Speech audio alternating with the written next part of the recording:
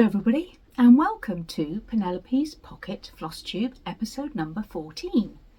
Today is Saturday 22nd of November 2025. It is complete opposite to the last time I filmed, which was very bright and sunny, and I had to move myself right back to the end of the room there. Today is very dark and dreary and very drizzly and rainy, but a bit warmer than it has been because we've had some bitterly cold days here this week. Wednesday we had snow. I went out for the day with Penelope. It was snowing when we left. I had to run back into the house and change my coat because I hadn't got a warm enough one for where we were going and the weather conditions. And we drove on the motorway through a total blizzard down in Kent. We went to Canterbury for the day, which was really nice. And the snowflakes were, an inch and a half across. Huge, great big snowflakes. Didn't really settle here. It had been wet and it wasn't really cold enough for it to settle, but it was beautiful. I mean, snow is so beautiful. And it wasn't a fun journey as such, because it's quite stressful driving in weather conditions like that, but she's a very competent driver and she got me there safely. By the time we got there, it was absolutely pouring with rain, but still a bitterly cold wind.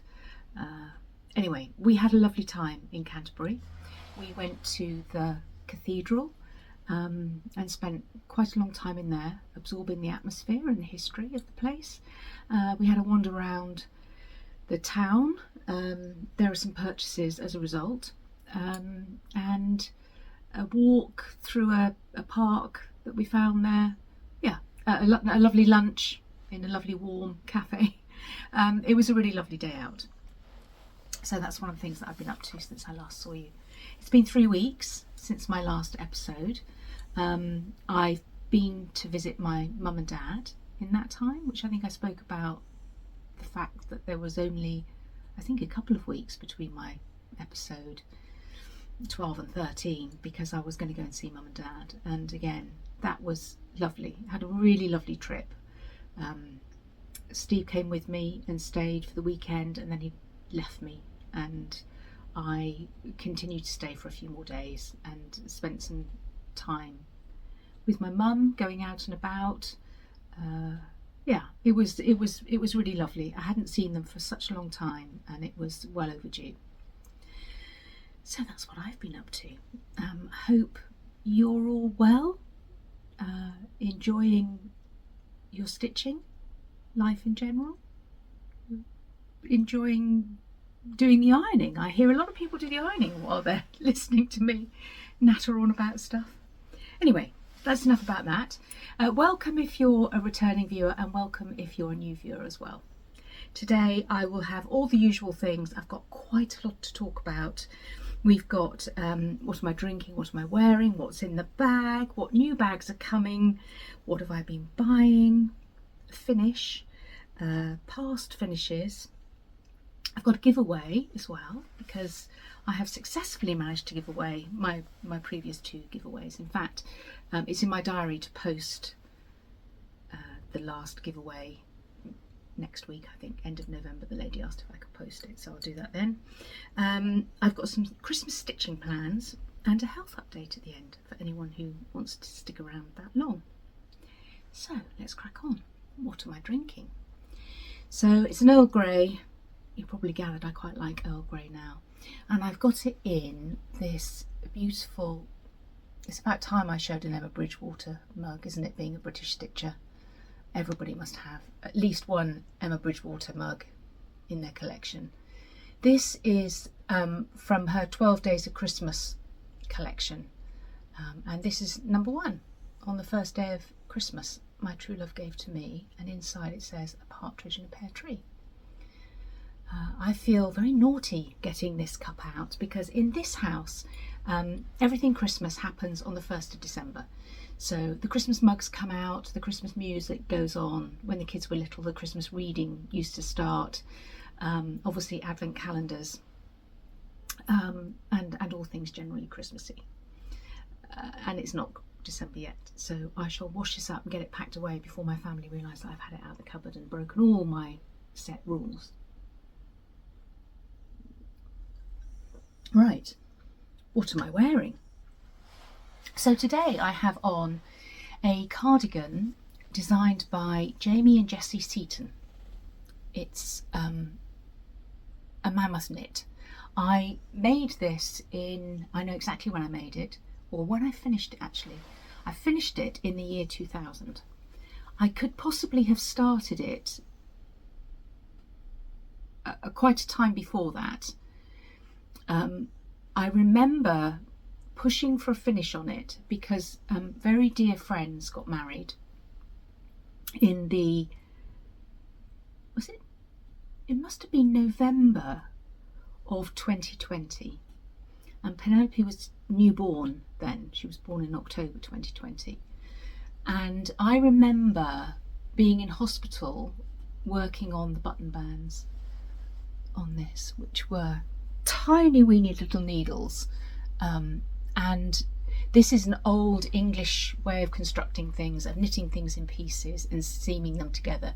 So these were knit separately and stitched on afterwards, after the cardigan was finished.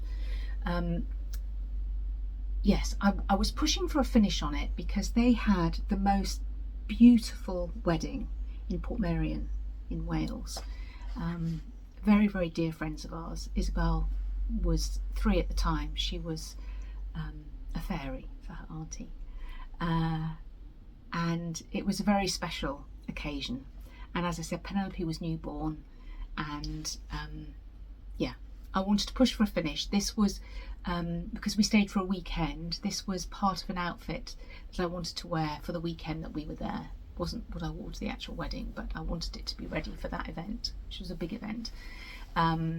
So yes, I know, but I could well have started it a long time before that, because there's a lot of knitting in this cardigan. A story behind how it came about.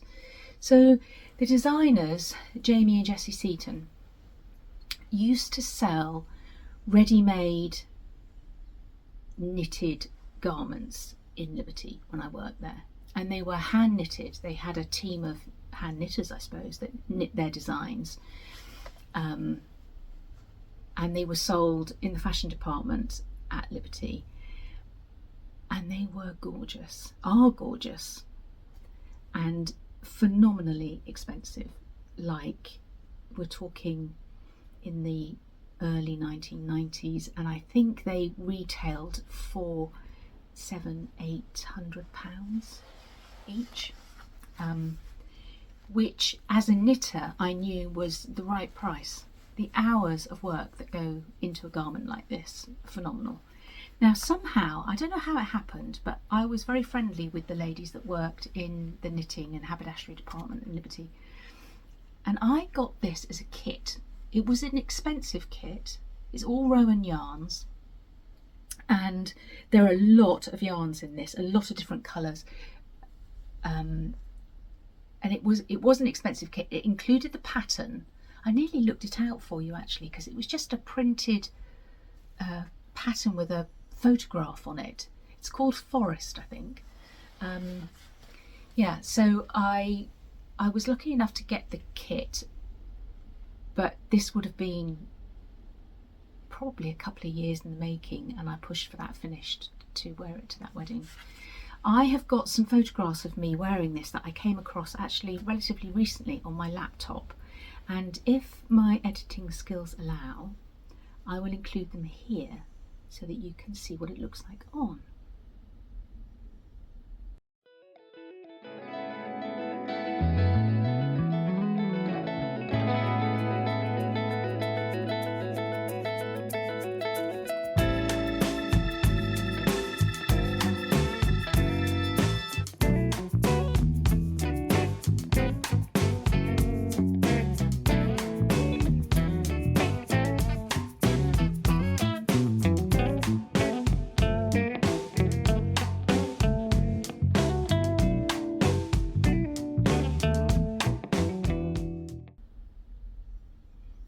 Hopefully I did manage to include those photographs, and you can see that it's big. It's of its age design wise, so it's long and it's wide and it took some knitting, so that's what I'm wearing today. Right, I had some very happy mail and I'm going to include a clip of me opening it here. It's Monday the 3rd of November. Busy day for me today. The website was updated yesterday at 4 o'clock and lots of bags were snapped up, and I've been wrapping all day. I don't know why it takes me so long wrapping the parcels, but it does. It takes me the best part of a day to wrap the parcels, get them all up to the post office. I still actually have 2 left to do. I just ran out of time. I was going to miss the post if I didn't do it. Anyway, the postman came to my house and I had to sign for a parcel. I had been told it was coming. I'm super excited to open it, and I think it's going to be very, very happy post. So the camera's there propped up on a table, and with my newfound editing skills, I think I should be able to include this if it is what I think it's going to be. Anyway, I'm opening now. I've got a card.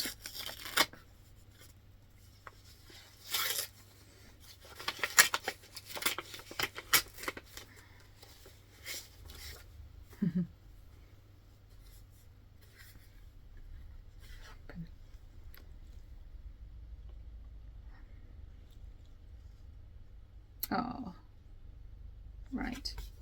I knew it was going to come as a representation of the Great British Sampler Weekend from a lovely Penelope's Pocket customer who's become a friend and a watcher of my Flosstube. And so she told me this special parcel was coming, and she attended the event, and she's saying in this card here that she had great fun putting this parcel together for me. So let's see, what have we got inside?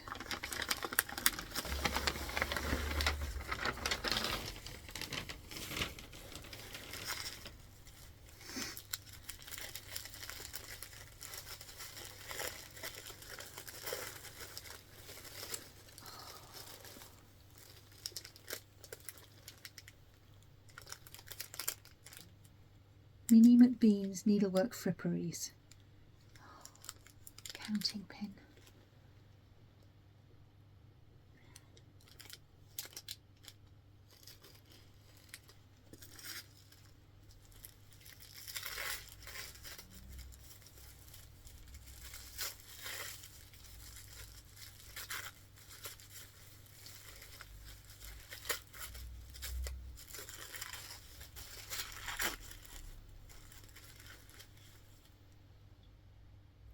Oh, happy stitching.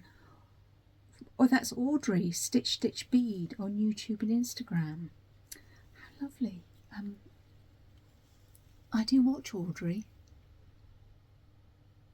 There we go. I'm already experiencing, look, I've got, I watch Audrey, something from Audrey, and I hear a lot about Minnie McBean. Never had a piece of her work before. What else have we got here? Oh, I cannot tell you how much I love a boiled sweet. Can you smell those, Una? Did you smell those come out of the bag? No, they're not for you. They're not for you. Let's have a look. What have we got here? You've got a nose on you, haven't you? They look like they might be sherbet lemons. My absolute favourite sherbet lemons. Oh, look, it's like a... Oh, sorry, I didn't mean to make you jump. It's not going to bite you. It's like a cotton reel, look. A tin like a cotton reel. What's it say inside?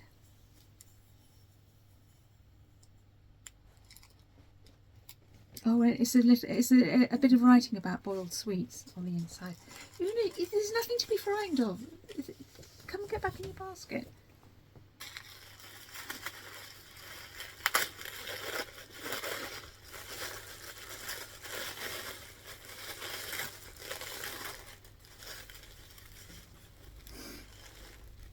Oh, how pretty is this? don't want to open it.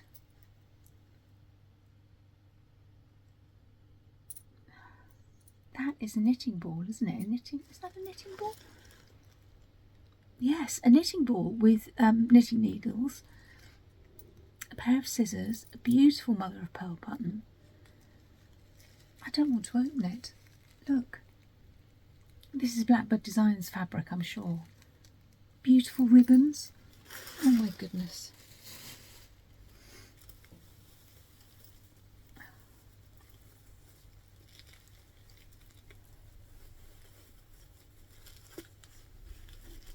I've been watching Brenda and Laura, had their last episode. Did I watch that yesterday? I think it was yesterday.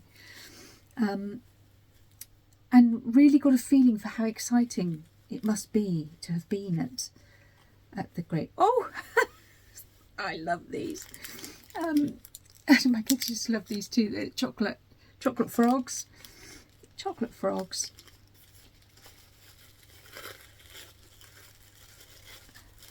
Oh, and I know exactly what... Elizabeth Harbour. Oh my goodness. I love Elizabeth Harbour. If I turn... I bet there's a piece behind me somewhere. I love her things, but I don't have this one. Oh my goodness. Yes, I got a feeling, as I was saying, wasn't I, watching Brenda and Laura, of what it must be like to be at the Swindon retreat. Oh, this is a book. Here. It's going to have to be a priority, isn't it, for me to go one day. Oh, Jane Greenough.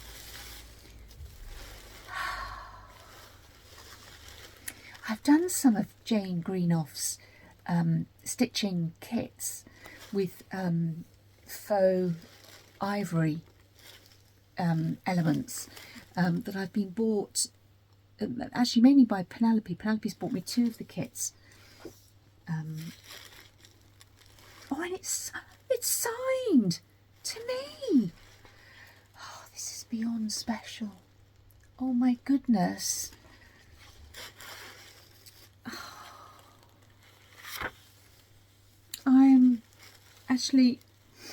I'm very moved to tears. It's got charts and things in it.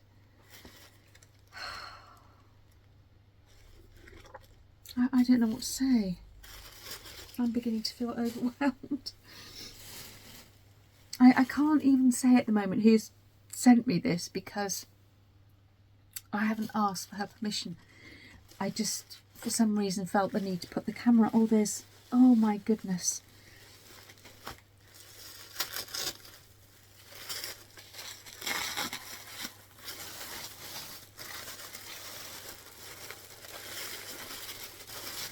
Oh.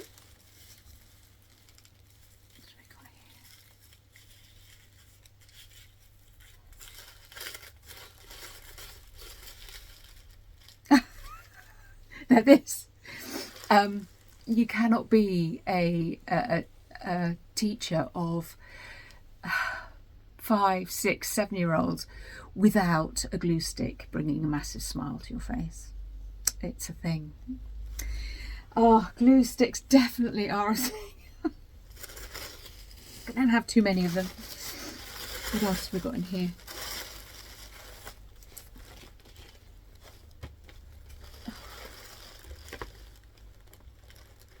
Emma Parish, paper engineer, designer and junk journaler. The junk journal innovator.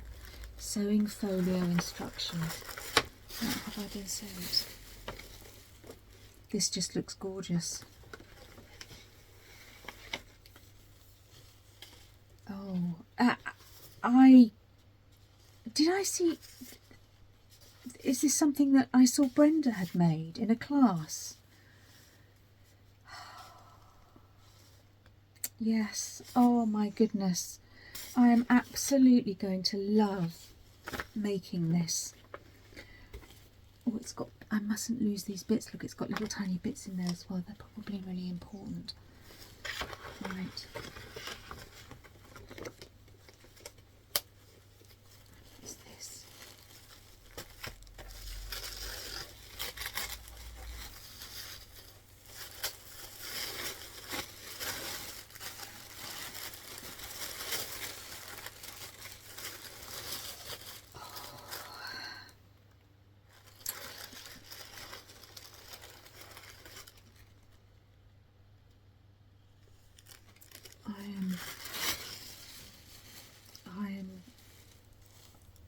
I always can't bear to look.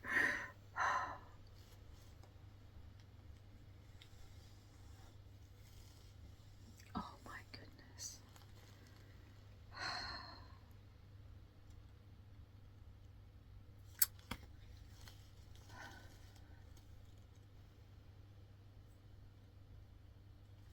Well, I hope you enjoyed that.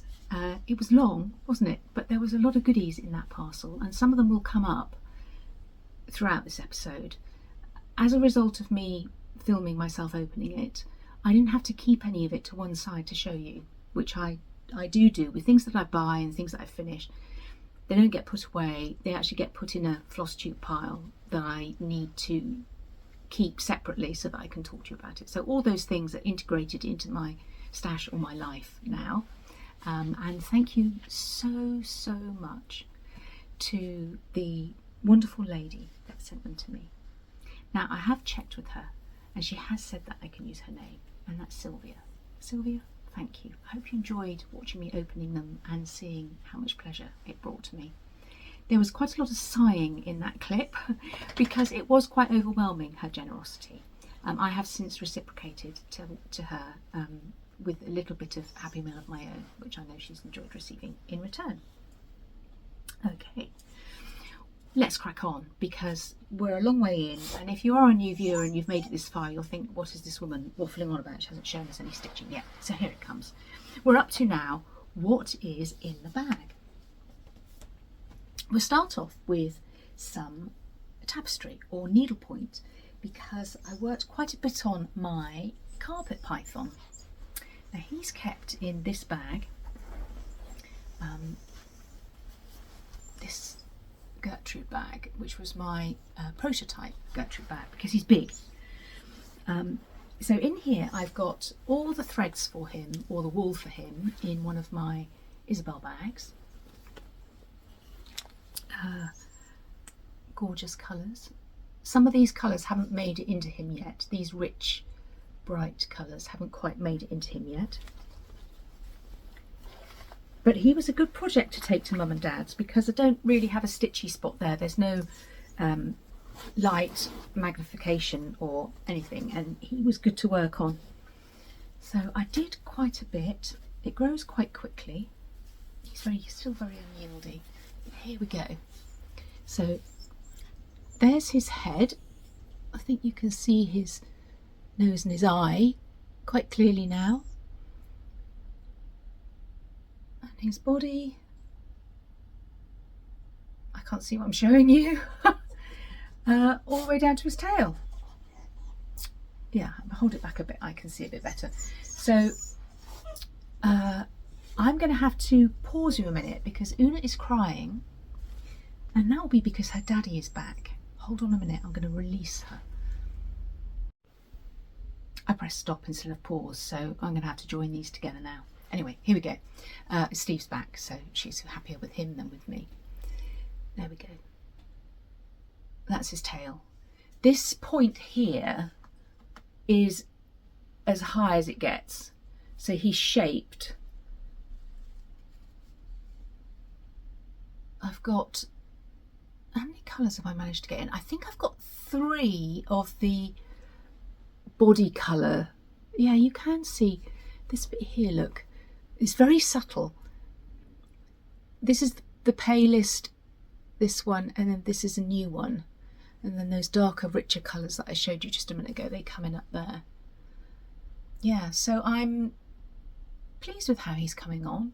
He's hard on your hands. You know, it's a stiff fabric, it's thick wool. He is cross-stitched. It's an Elizabeth Bradley design. He is cross-stitched, not tent stitch, which is good because you get fabulous coverage, and also you don't get so much distortion. If you've not been with me before, or even if you have and you missed it, I'll show you a picture of him when he's finished. Where are you, Mr. Snake? So that's him when he's finished. Ooh. There's stuff falling out of the book. This is Elizabeth Bradley Needlework Animals.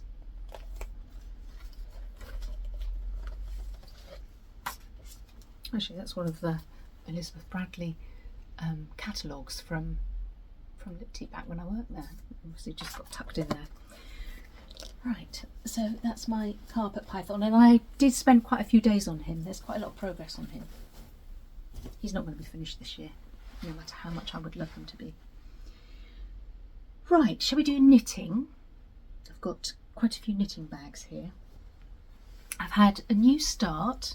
I've shown this before. This was a kit, unique sock kit by Earth Yarns. I saw somebody on Instagram that had knitted a pair of socks using this yarn, and they looked really beautiful. And I found out that there is a knitting shop or a yarn shop in Teddington, really close to where I live, and they sell this. So I went over there and bought a couple of the kits.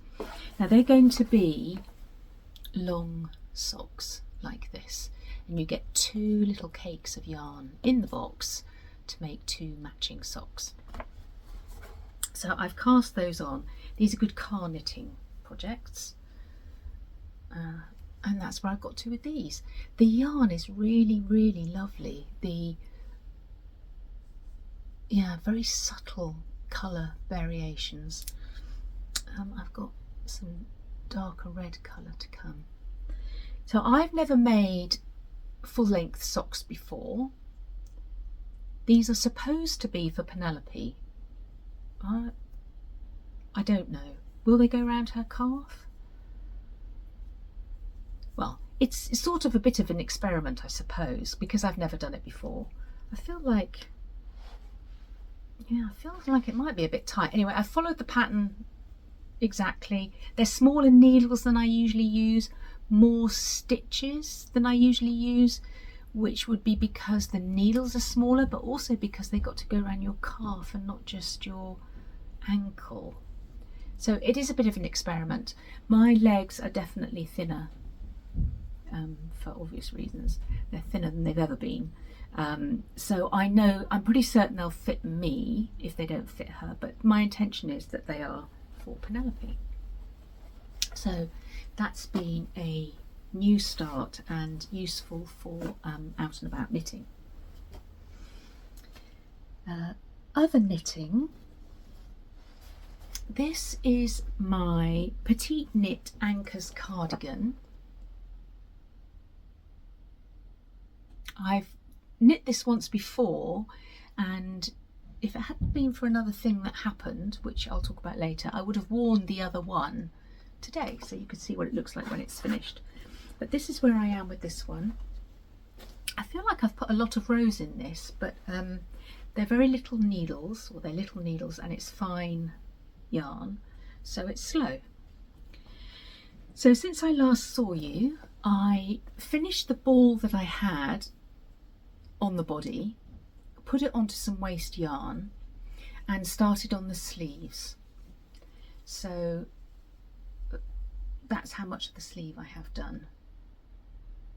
A few more inches to go, a bit more decreasing and a few more inches, and then it'll be time for the rib. I'm sort of nearly there, but the sleeves on this are quite long, which I do like. I can see this yoke is knit 1, purl 1 ribbing, which you increase, as obviously it's increased as it goes out.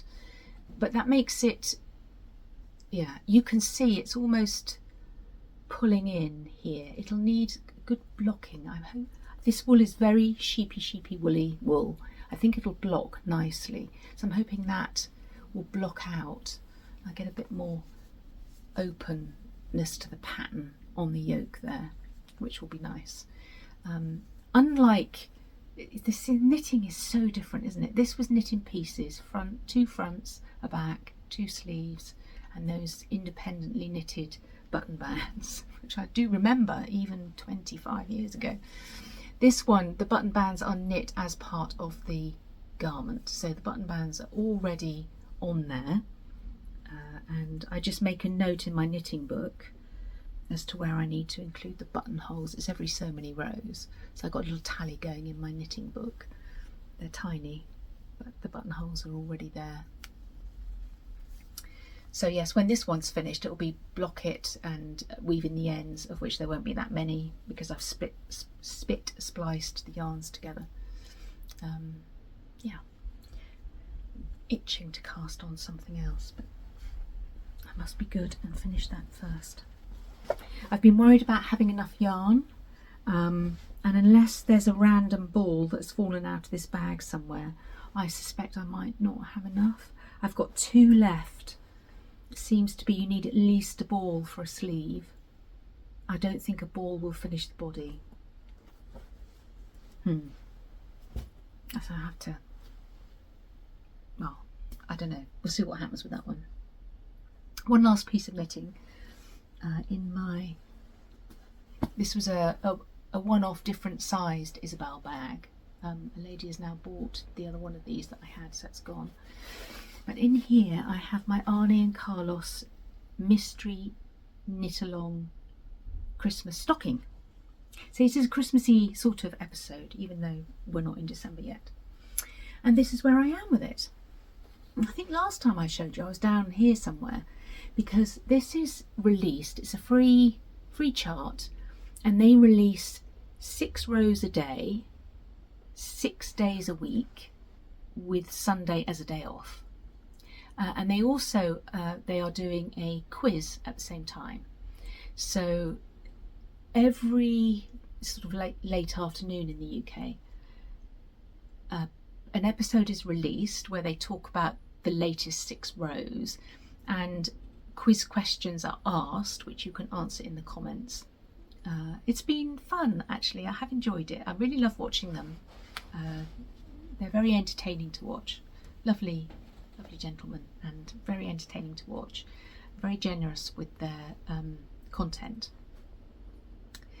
And yes, so I have answered some of the questions, but I've learned a lot as well about Norwegian food, culture, knitting, and Dolly Parton, which is a random category, although I did know quite a bit about Dolly Parton anyway. But anyway, there we go. It's fun. I don't know if any of you are doing it as well. I'm a little bit behind, a couple of days behind now, I think, for various reasons, but that happens, doesn't it? So this has been knit toe up. The toe was knit separately, then 6 rows a day. We've got, this is the, did they call it the Norwegian crown stitch, which represents the Virgin Mary, hearts. The Norwegian, what did they call it? 8-pointed star? 2, 4, 6, yeah, 8-pointed star. Here we've got acorns. I don't know how obvious it is, but acorns, upside down acorns and upright acorns.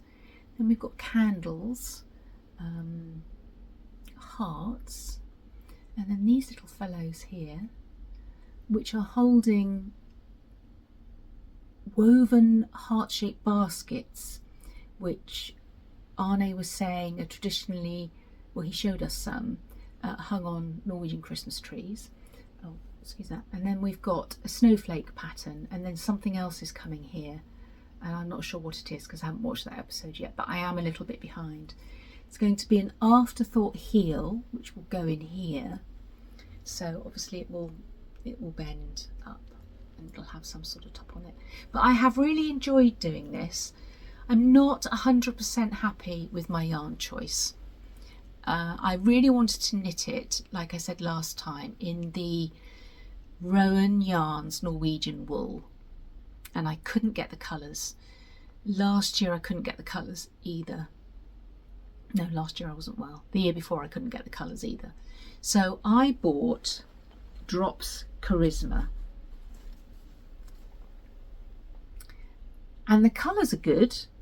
I feel that the colours are quite a good match, but it is, I think it must be superwash. Is it superwash? Yeah, it's superwash. And I'm not a superwash fan. And especially for colour work, I cannot say enough how much easier it is to knit colour work in proper unnatural, unsuperwashed yarns. The superwashing changes it. It's no longer, yeah. So it's much harder to do colour work in yarn like this, I think, than it is in untreated yarn. And some of my tension isn't great. I don't even know if it'll block out, because superwash doesn't really block, but you know, it looks okay, doesn't it? And I've really enjoyed doing it. It's been fun, and it has to be said that the drops is very inexpensive. In fact, at the moment, at Wool Warehouse in the UK, it's on special offer. So I have bought some extra red, green, cream, because I'll do it again next year. I've enjoyed it so much. I'll do it again next year, and I'd like my stockings to match. So I'll continue with the same yarn, and it is very inexpensive. So that's that. That's all the knitting that I've been doing. Now onto the cross stitch. So I've got what I've been working on still in my Alice bag, and we'll start going through that. So my knitting notebook is in there, because I keep a tally of when I need to make a buttonhole and when I need to increase the sleeve length on my Angus cardigan. So that's in constant use at the moment. No particular order, I think, is what I shall say. So this is my autumnal stitching bag, and I have done some of this. This is It's Good to Be Home drum by Carol, Cross Stitch Carol on Instagram. I think her company name is Samplers and Stitches. I think she is on Etsy. And Carol very kindly gifted me this pattern, which I had shown an interest in because it's taken from a sampler stitched by somebody who lived in Hampshire, an area that I know quite well in Hampshire, and so I wanted to, I was very drawn to it, and I thought it was very autumnal. So that's it. Yeah, Samplers and Stitches on Etsy. That's it.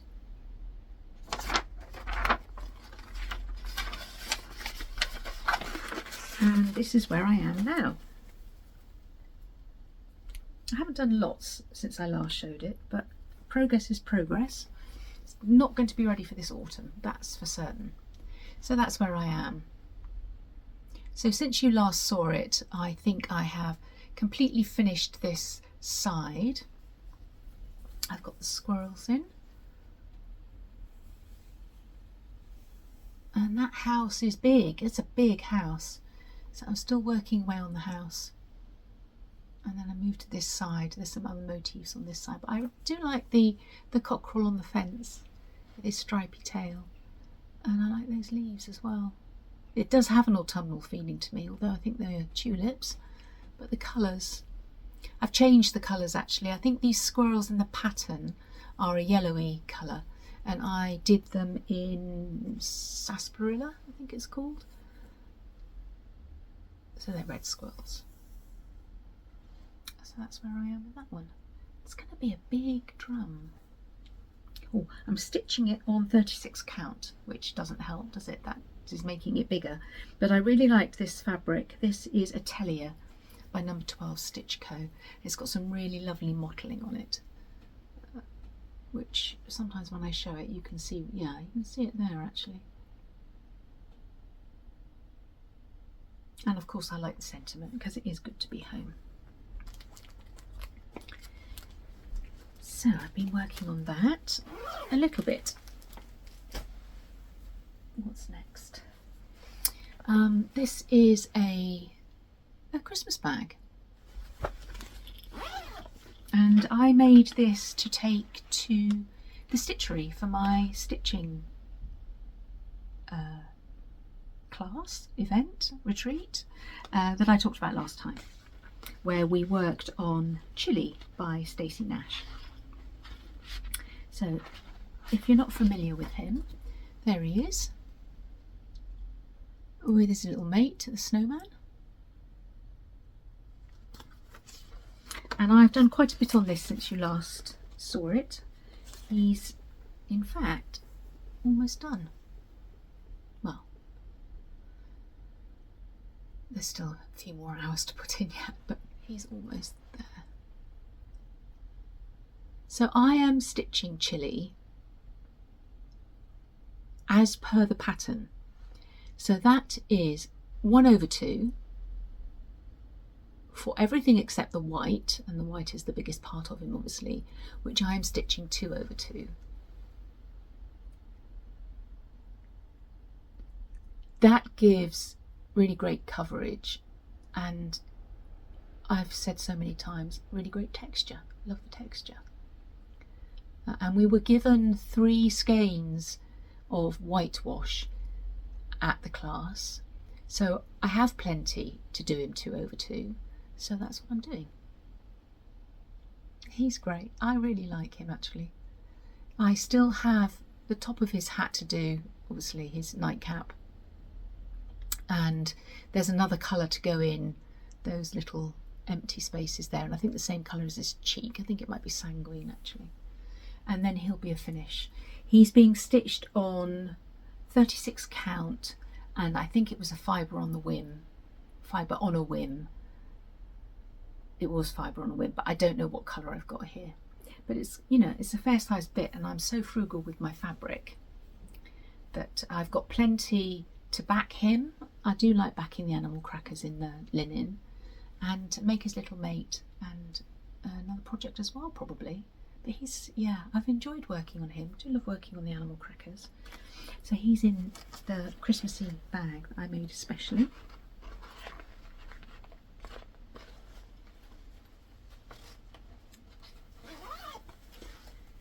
So he's had quite a lot of love. What else have I got in here? My book of days. Always in there. I'm looking blank, aren't I? I can't remember. Oh yeah, no, I do know what's in here. Yes, I've worked on this since last time. I've worked on this quite a bit actually since last time. So Alison, hopefully it won't be too long before I'm able to send you your chart back. I know you said there wasn't a hurry, but I would like to get it back to you. I wonder if I need a board, my board here. So this is, it's, no, I don't know what it is actually, hold on a minute. A daily reminder. I need to remind myself. A daily reminder by Brenda Gervais. I talked about this and the inspiration behind it in a different episode some time ago, and I can't remember which one. Sorry. But there's a reason why I've changed all the colours, because I have changed all the colours. So this is where I am with it now. So I think I showed it last time, although I hadn't done anything, but this time I have done quite a bit. I've brought this sawtooth border up. I should probably better without the border. Focusing, yeah. I've done that big basket of flowers. I've put the curtains in the house. I've started the basket on the other side and put in a bird there. And I've started, there's some numbers on the bottom on that side. So they don't look very clear there. I think they show better in real life than they're showing there. But those are 9, 10 and 6 down there in that corner. So I am choosing my own colours for this. I had a springboard of an artwork piece that I do show in the episode where I talk more about it, which inspired me, that inspired the colours that I chose from my stash. And as I'm just sort of deciding as I stitch it, and I'm quite liking that actually. I feel that's how perhaps the girls stitch their samplers. They just pick the colours that they like. I am giving some thought to it. I thought it was quite nice to this orangey colour that I've used here, I thought I would use on the numbers down here to give a bit of balance. I don't know what I'm talking about. It sounds good, doesn't it, that I'm balancing it. And that centre of the flower is the purpley colour that I used for the roof of the house, and I thought I might do half of the numbers in the orange and half in the purple down in that corner. And I have chosen a blue for the flowers that go in here, and I think the front door of the house will be blue. I quite like it. It's being stitched on a piece of mason linen that I won in a giveaway that Katie Strachan did. It's not, yeah, the light. I always say about the light, isn't it, don't I? But so yeah, quite a bit of progress on that. This sawtooth border over one, so that takes some doing actually, and so there's quite a lot of that still to do. Well, I guess I'm over halfway, aren't I? So yeah, that is heading towards a possible finish, and I've really been enjoying that as well. That thought process of which colour shall I use next has been quite fun. Right, now this is a new start and a new bag. This is, I'll show this probably in more detail, yeah, when I show the bags that are coming, because these are coming, but I made this especially for this project. Actually, I might need to talk about this a bit more. It's got a tartan lining, and I will have one like this available on the website, and the others have a different lining. But there'll be one with a tartan lining like this. Right, in here I have Mary Jennings 1825. Now you will have already seen this in the clip that I hopefully managed to put in as a lovely gift from my friend Sylvia, who was at Mrs. Parkman's Needlework Academy retreat at Swindon. It actually, the words say, "Tell me, ye knowing and discerning few, where I may find a friend both firm and true, who dares stand by me when in deep distress, and when his love and friendship most express." So it's a friendship sampler, so very, very appropriate. And I don't know, stitchy friends are sort of the best, aren't they, really? I don't know, they're so kind and generous and thoughtful, and it's a real community, and I think this shows it. So I said to Sylvia, shall we do a stitch along? I've never done one before with a friend like this. I know that lots of people do stitch together, so pick a day and a project and work on it at the same time in their respective homes. So she was quite keen to do that as well, so we have both started it, and we're using the hashtag, I don't know if hashtags, I don't think they really work on Instagram anymore, but Mondays with Mary. So every Monday this is the project that I will work on. So far she's had one Monday, and this is where I am with her.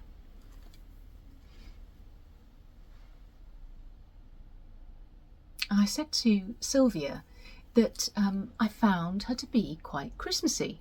It's not a Christmas sampler at all, but that red and green border there, oh actually the best thing is there is no border, because I normally do the border bit first, and I always start, I've said before, I always start bottom right.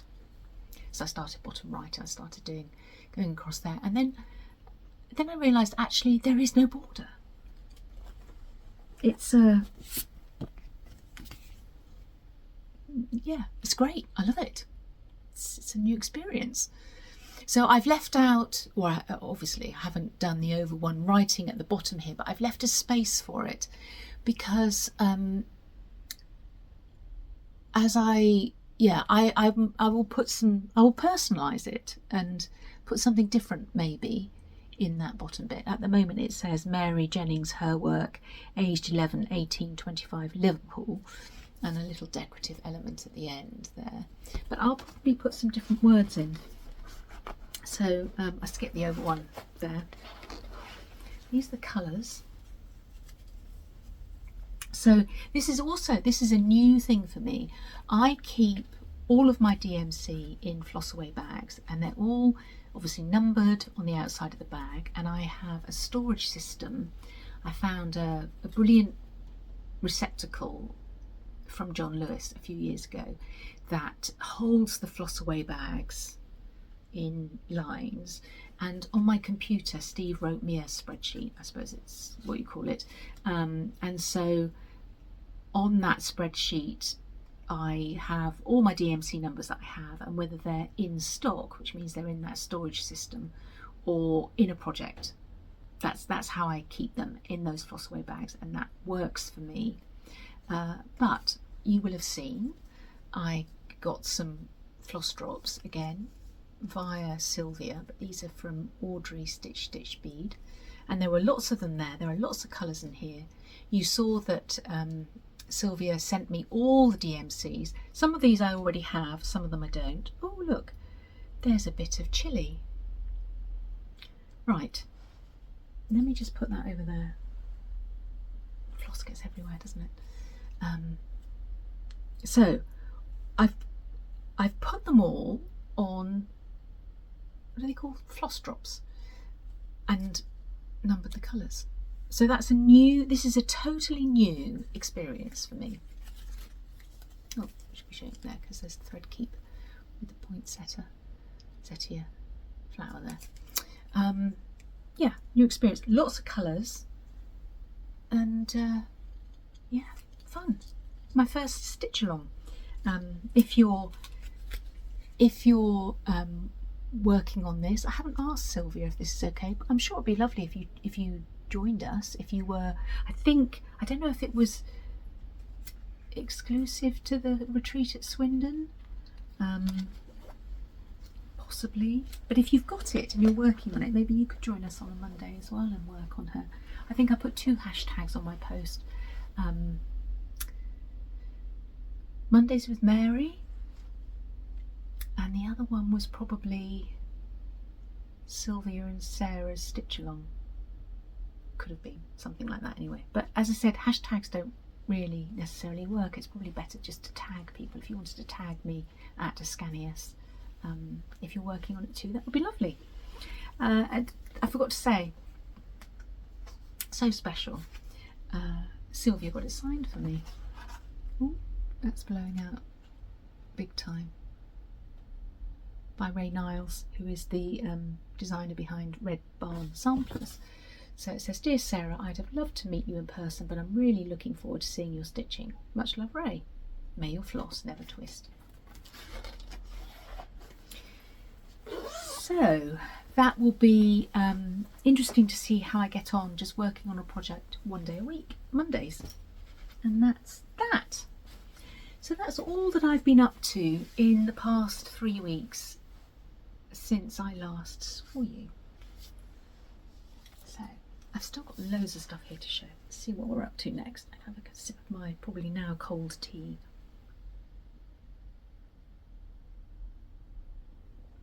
Right, let's talk about new bags that are coming, or in fact actually will now be on the website.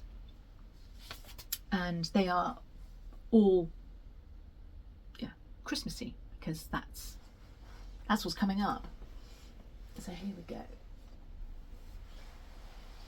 I have at last cut up the vintage camphor quilt that I showed you probably 2 or 3 episodes ago. I finally got round to getting my scissors to it and cutting it up. And I have made 3 Isabel bags using that quilt. So I'll I think that these could potentially make really lovely Christmas presents for somebody who isn't even a stitcher but just likes nice things. I have a friend that has one, and she sent me a picture of it, hers in use poolside on holiday with a book and various other bits and pieces in it. So it could be used for absolutely anything. It's just a drawstring bag, so your imagination is the limit, really. So this one here is number 26.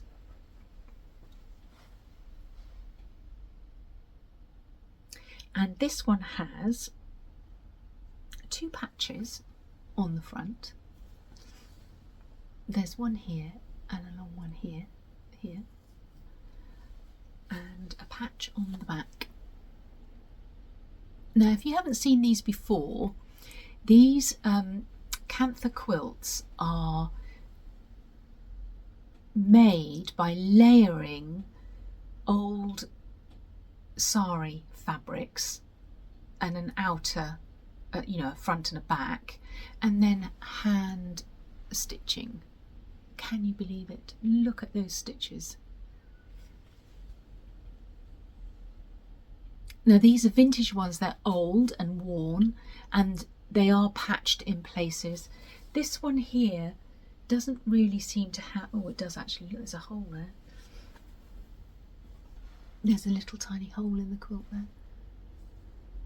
But they are what they are. They are old fabrics, old quilts. And they've been well used, well worn. They've all been washed.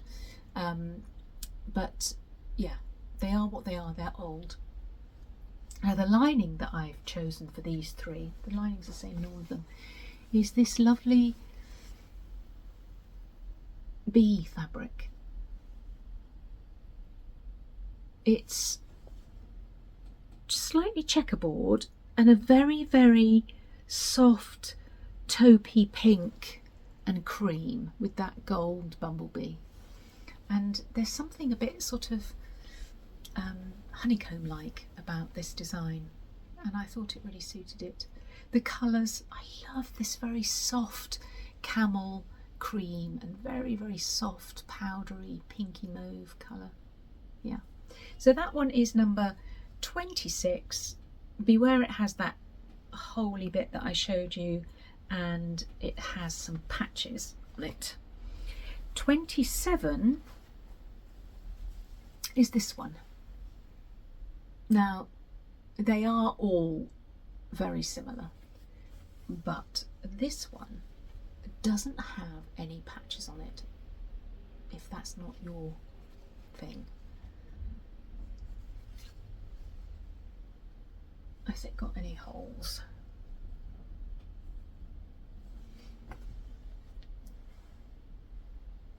Can't see any. It is pieced, actually. I've just noticed the quilt is pieced there. Goes from one fabric into another, but that's not me, that's part of the original quilt. Now this one caused me issues. It's so thick, the quilting in places is so thick that it became quite difficult to stitch. So the stitching, the top stitching stops here because that became just too thick. See how thick it is to be able to get my machine needle through. In fact, I broke a machine needle working on these because this is a thick old quilt, but it still ties up just the same. So that one is number 27, and there's one more. This one is number 28. This one has one, this is like a mixture of the 2 that I've just shown. It's got one patch, and the rest of it is pretty plain. Well, it's not plain, but there we go. Quite nice, actually. I like all of them. Could keep everything, and they've all got the same lining, so that's enough of that. I'll come back to that one in a minute. Let's talk about these ones here first. So I've got 4 Dorothy bags. They're all Christmassy. This one is a Liberty fabric. I think I've called it a Liberty Winter because they are snowy houses, snowy landscape, and the lining is like a bell flower leaf motif. Really lovely. I feel like I want to say pistachio green in this. Not your traditional Christmassy sort of colours. You could definitely use that as a winter project bag. This is your traditional Christmas colour. This is a real Scandinavian style print. Real vivid bright red with gold highlights on the animals. I've put a bright red tassel on there. And the lining is also a Scandinavian sort of style with gold. It has got gold highlights, they're not catching in the light there. So there's that one. And then I absolutely loved that poinsettia print that I made bags for Sylvia and I. And so there are more coming. Have I included? Yeah. So there is one with a tartan lining, which is the same as mine. And then there are more, the same colourway, the dark colourway. I put a green tassel on this one. And these have a holly lining, which is quite nice actually. So that's the holly lining. And they'll be available on the website. And then because I love it so much, I had to have both colourways. So this is the other colourway of that fabric, which is sort of like a duck egg blue background, which really makes that pink pop, which is lovely. And the lining on this one is a tartan. And all of these are tartan linings. That's available on the website. Now I've been thinking about Christmas stitching plans. So I had a idea that I wanted a Christmas knitting bag. I haven't got a Christmas knitting bag. And this is something that I've been thinking about for a little while. So I'm going to introduce you to Mary. And here is Mary. Mary is just like Isabel. It's all cut to the same size. She might potentially have come out slightly smaller because I have quilted her.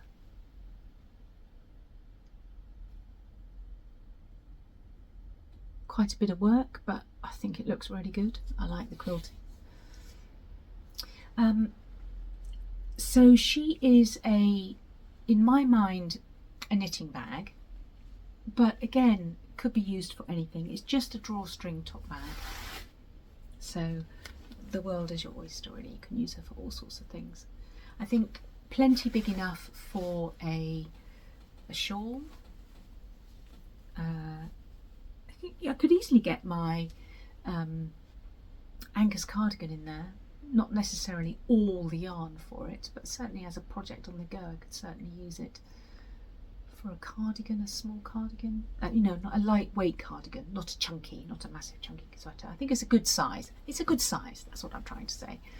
And I added something that I find quite useful on knitting bags, to just have stitch markers, or I use waste yarn to put stitches on. Sometimes I tie those onto the sides of the bags. And this, I can't vouch for how 100% durable it will be, but this was the ribbon that was tied round the Elizabeth Harbour gift in the clip that I showed earlier. So this came from Sylvia and it just matched that colour so perfectly. This is one of the split rings that I use on the thread keeps. And yeah, so just the ability to just be able to have something easily accessible on the outside, I've added to this one. Otherwise that's, she's, the lining I haven't shown you, she's got a blue version of the holly lining in the black Dorothy bag. So there's some of those on the website and I'll see how those go, but I like the idea of matching.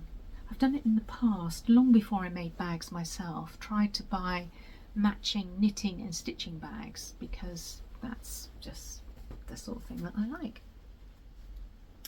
Oh, and the thread keeps. I forgot the thread keeps last time. I'll remember this time. They're all nice thread keeps.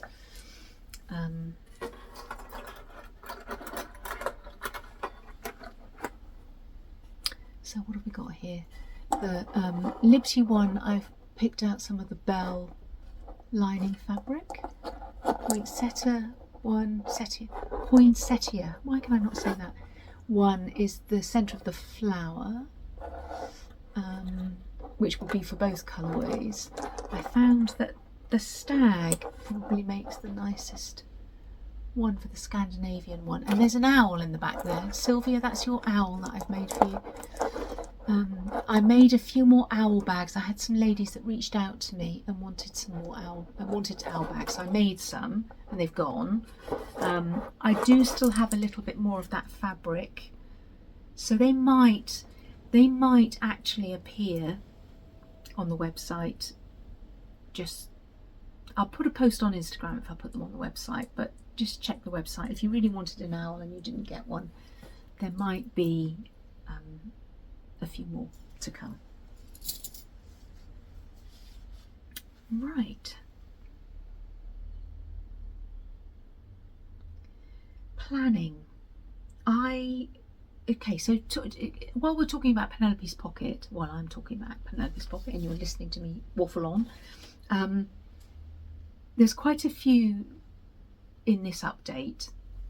I would like to get another Flosstube out in December, in a few weeks' time, because it would be nice to share my Christmas finishes as I get out my decorations, which we do at the beginning of December, so in a few weeks' time, and then I can share them and display them. I thought that would be quite nice. And I plan to ease off on the bag making in December, because it's a busy month and I have got lots of things that I want to do, friends I want to see, things I want to stitch.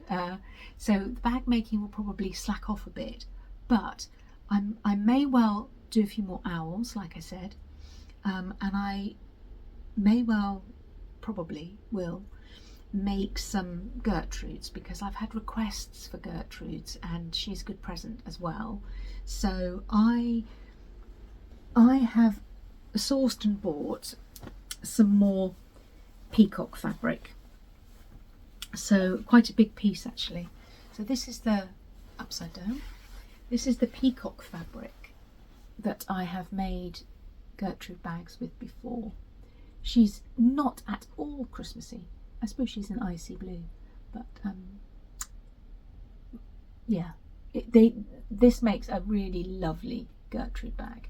It's a different lining because it's nice to have different lining, and this time I chose this. It's all Rifle Paper Company. This lining, oh, lovely. I think it's going to look really nice with it as a lining. So some of those, I won't make up all of them, but you know, a few of those might appear on the website. Again, I'll post on Instagram if I do that. And I also found the same fabric in a smaller, I've got it the right way up, yeah. In a smaller, well, this is cotton rather than the canvas that I use for the Gertrude bags.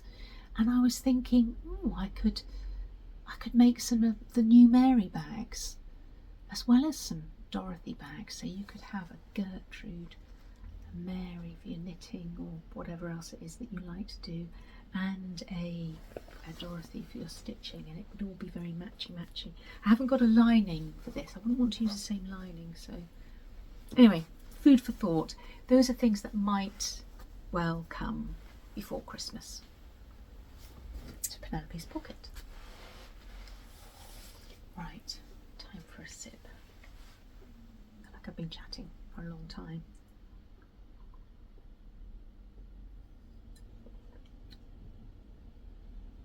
What have I been buying? So I'm checking my notes. I want to make sure that I haven't. Yeah. What have I been buying? Right. Well, because you can see it so clearly, let's talk about my Liberty Advent Calendar first. I'll move my drink. So, a really lovely customer of mine, Liz. Hello Liz, if you're watching, doing your ironing maybe. We have various conversations backwards and forwards sometimes through Instagram, and she commented or told me that she bought an old Liberty Beauty Advent Calendar and had bought things throughout the year to put in it, and had got her husband to put the bits in the boxes. And I thought that's a really good idea. So off I go, like I do, and start looking on eBay for old Liberty Advent Calendar boxes, and I bought one. So Liz, this is your fault, or thanks to you, because I've enjoyed it actually. So I chose, there were quite a few different ones to choose from, but I chose this one, which I think is the calendar from last year, because I really liked the sides. I mean, you all know that I worked there for many years, and running up and down the staircase to and from my office and the shop floor was a big part of my memories of the place, really. I like the picture on the back. This is the bit that bridges between the Great Marble Street store and the Regent Street store, which is no longer. So Liberty used to have part of the Regent Street building, well, the basement and the first and second floors, and this was a walkway across from what everybody thinks of as Liberty now, the black and white timber framed building, and what is the Crown Estates Regent Street property on this side, and my office was sort of up here somewhere. Not ignoring this bit, this is the inside bit, but of this bit here that goes over that road. So yeah, memories. I did work there for quite a long time. So such a good idea, Liz. I did think it was fabulous. Look at the interior. The interior is just gorgeous. I'm assuming that's some sort of, well, it looks like William Morris to me. All the drawers in really, really lovely condition. I mean, considering the getting it to me, postage was quite a bit. I didn't pay that much for it. It's in immaculate condition. It's got a couple of magnets that hold the doors shut. And Steve and I are doing this together. So where am I going to put it? Shall I just put it back? Weak arms. There. I am filling all the odd number boxes, and he is filling all the even number boxes. And I've put a variety of stuff in there, from panto tickets to chocolate coated almonds to saying that I'll do the washing up for the day. So a real random variety of bits and pieces that I've managed to fit in there. Some of them, most of them, have cost me nothing. Some of them very little, and one or two treats, going out type things cost a bit more. But it, you know, it's just your imagination, isn't it, what you can put in there. So I'll be interested to see what he comes up with as well for me. But anyway, so that, thank you Liz for that. That's one of the things that I have been buying. And I've got a whole pile of stuff here. Now, I bought the Stacey Nash Ginger class at the Jingle Bell Ball, which is coming up soon, isn't it? I was going to do the gingerbread man because I felt that I didn't really need to know how she makes up her animal crackers, because I've made quite a few and I'm fine with making them, but the gingerbread man needlebook looked like a different sort of construction, and that I might actually learn more doing that class. However, it became apparent to me that really you only get the pattern if you buy the class. And I really wanted to stitch ginger, as probably loads of people out there did. So I bought the ginger class, and hopefully I will be able to buy the gingerbread house needlebook, which was last year's class, from the shopping area of the ball when it happens. So Sue at Peakside Needleworks had the required linen. Oops, I'm dropping stuff. For ginger, which is Blackberry Primitives 36 count old red. So I bought the fabric to be able to stitch ginger. She has great mottling.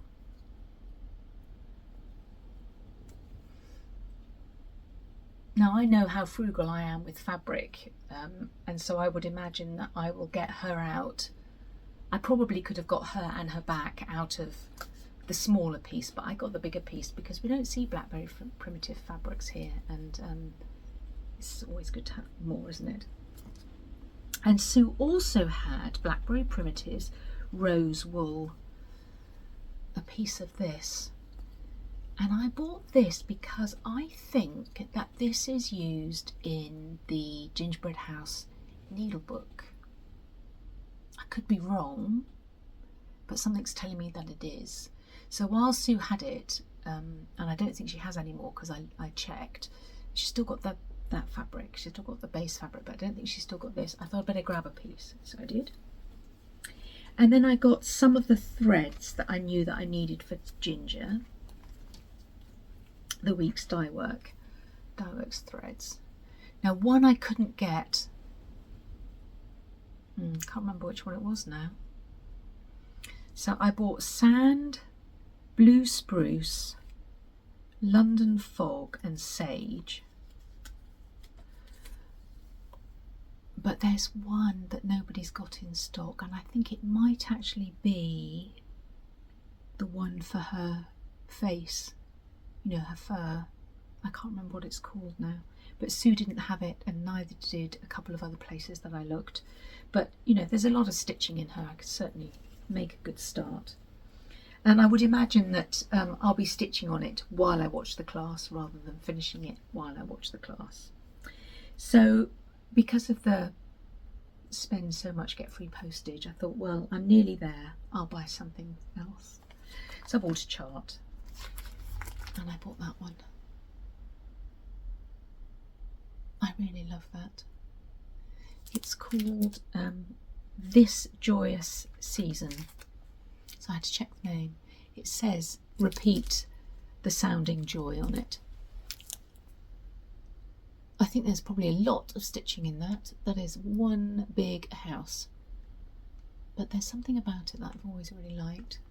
And it was in stock, and yeah, I bought those. Right, what else is here that I've bought? So I spoke about my time with my mum, well, with my mum and dad, but my mum in particular. We went into the Wimborne Minster. Wimborne Minster is the local town to where they live. I love Wimborne. It's a really, really lovely place. And there are lots of charity shops, lots of lovely shops actually, but lots of charity shops. And we nipped in and out of a couple of them, and stopped for a giant tea cake in a coffee shop that we really like there, and had a nice time in Wimborne. And I bought some bits in the charity shops, and I'll share those with you. So in one, well actually, did I find all of this in the same one? Yeah, these are all from the same charity shop. I think they must have a lady there who knows about stitching, because she packages things up and labels them and prices them accordingly. So I bought some threads. Now these were in bags. These are wooden cotton reels. I always go in there. They've always got some wooden cotton reels, and I pick them up when I see them. But these were little ones, so that's a little. I would say those three are all the same size. And then there were two that were smaller, tinier ones. I thought they might be nice to pop into my collar box because they're small. Everything has to be small that goes in the collar box, and they're old. It says machine silk, C.A. Rickards Limited, England, 40 metres. And the shade number. They're 40 metres. What are these ones?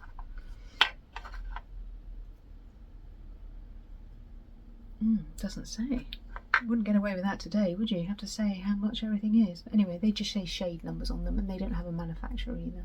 Oh yes, they do. Humboldt. Where the Humboldt is. And then these were sold as crochet yarn, but I just thought that they were just beautiful objects.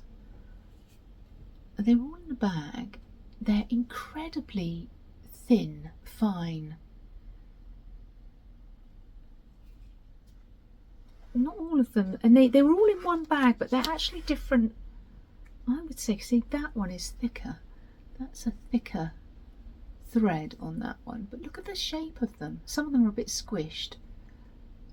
I thought they were really, really beautiful. They've obviously been used. I wondered if I might have a go at rewinding them, that one and that one. That one's been squished, been sat on,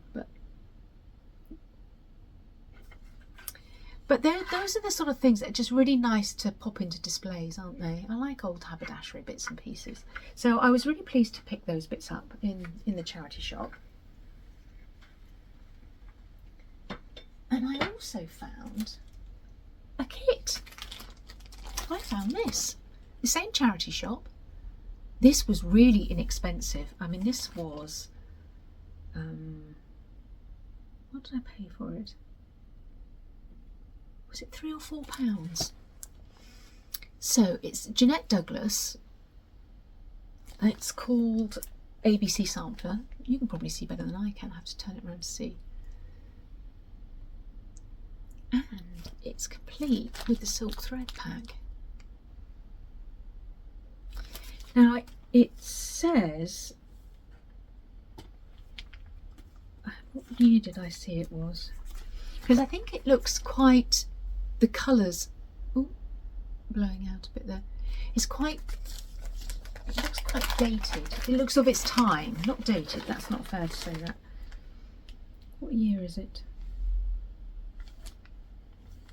I don't know what year it is. I'll take it out. I feel like it was a bit of a find, actually. Does it say what year? Oh, 2016. Copyright 2016. So lots of speciality stitches, as you would expect. Yeah, I just thought it was... And the thread pack,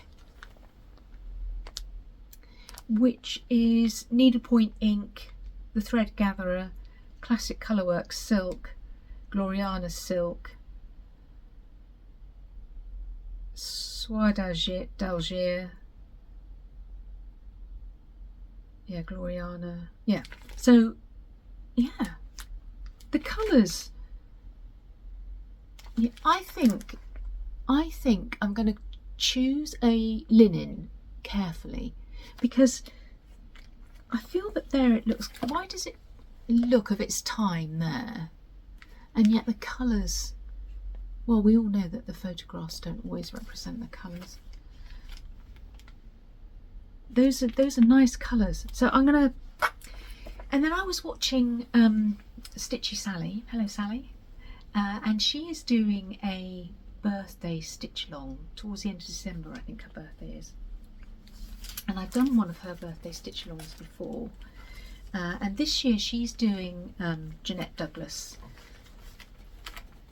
cube. It's various patterns that form a cube. That's what she's going to be doing. But she said, you know, join me for the stitch along if it's a Jeanette Douglas, basically. I think that's what it was, Sally. Anyway, I had literally just bought this when I was watching her the other day, and I thought, well, that's incredible timing, isn't it? So I might actually start it, and who knows, I might just do the alphabet rather than all the speciality stitches. Let's see. So I bought that when I was staying with Mum. Now, when I went out with Penelope and we went to Canterbury, Penelope's an avid reader, and so she dragged me into some bookshops and I ended up buying some books. So I thought I'd share those with you.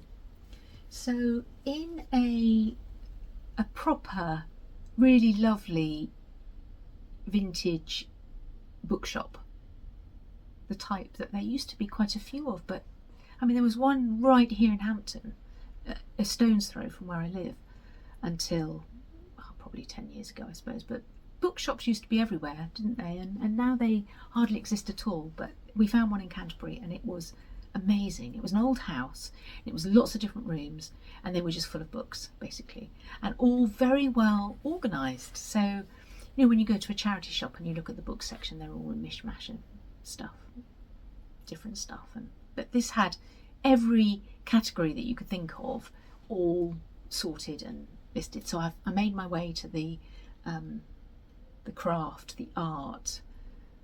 What category did it come under? Well, anyway, an area full of the things that we like. And I picked out, first of all, this one. Now, this is a book about the work of Georgina von Etzdorf. And actually, there was a bit here that just sums it up for me. Let me just have a... I should have marked it. I've marked some of them, but I didn't mark this. Right, okay.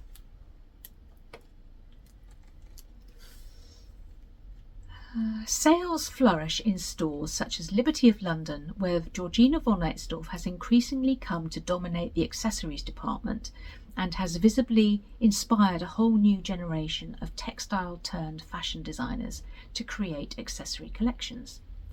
10 years ago, people would have come in and asked for a scarf. Now it has to be a Georgina von Etzdorf scarf, observes Sue Holmes, head accessories buyer at Liberty. Now, I knew Sue when I was working there. And that sums up why I thought I'd better get this book, because I have a lot of Georgina von Etzdorf scarves, and that sums it up, that statement of how popular she was. The scarf department was full of Georgina von Etzdorf scarves, and I was going to talk about that, but I've got quite a lot of Georgina von Etzdorf stuff from then, if you're interested in textiles and design, and so I thought it could actually be the theme of an episode to come, because I've got other things as well that I could talk about. So I bought this book because it makes sense of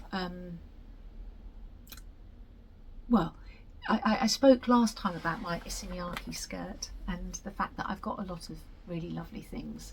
It makes sense of some of the really lovely things that I have and how important they were at the time and still should be. Classic fashion design. Yeah. So I bought that book. In the same proper bookshop, I found this. And this is, I have to read it, The Beatrix Potter Needlepoint Book by Pat Mencini. And there were a few things in here that I found quite interesting. Actually, one of them that I've bookmarked is probably what's showing on the front cover. Well, I quite liked this squirrel tapestry cushion. Like that one.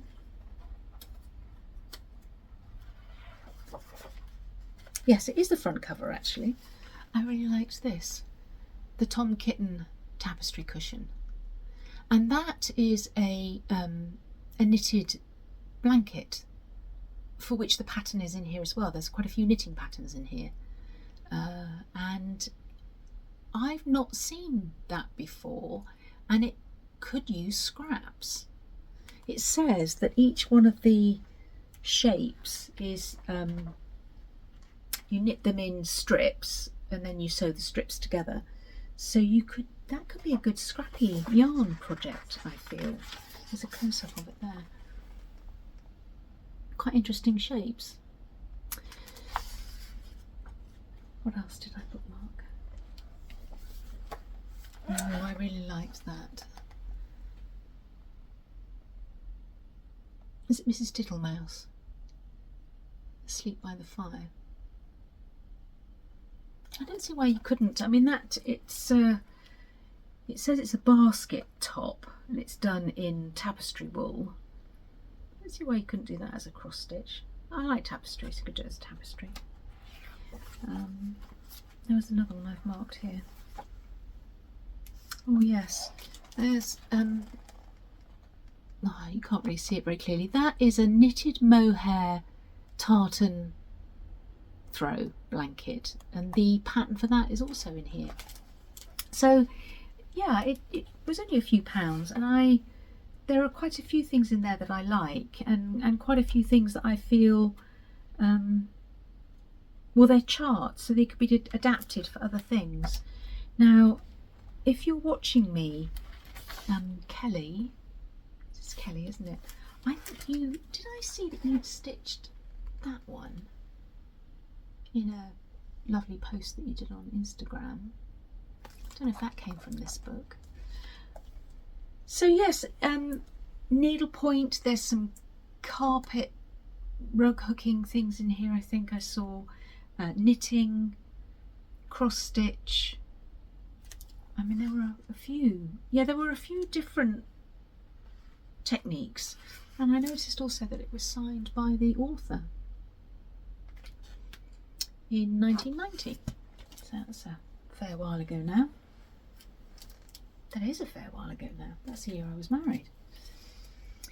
So there's that. Oh, that receipt fell out of it. I don't know whether that was the receipt for the book all those years ago.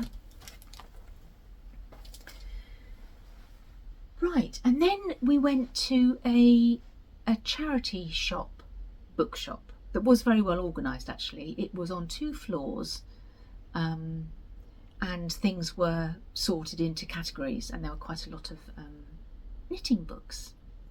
And I found this one.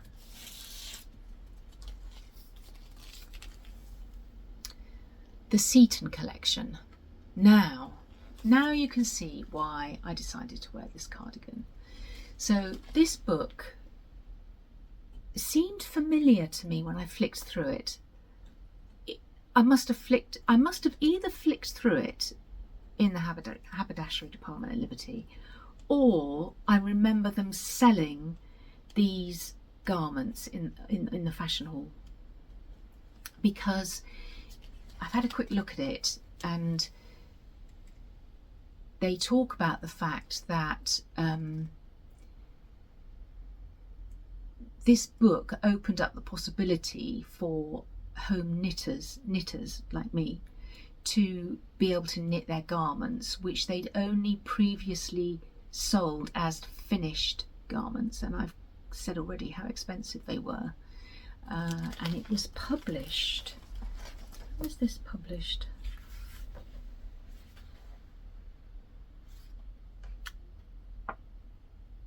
In 1989. So these are pieces that you would have been able to buy ready-made in previous years, but they decided to write as patterns for home knitters, and there are a few in here that I really like, so I've put some bookmarks in. I thought this one was lovely.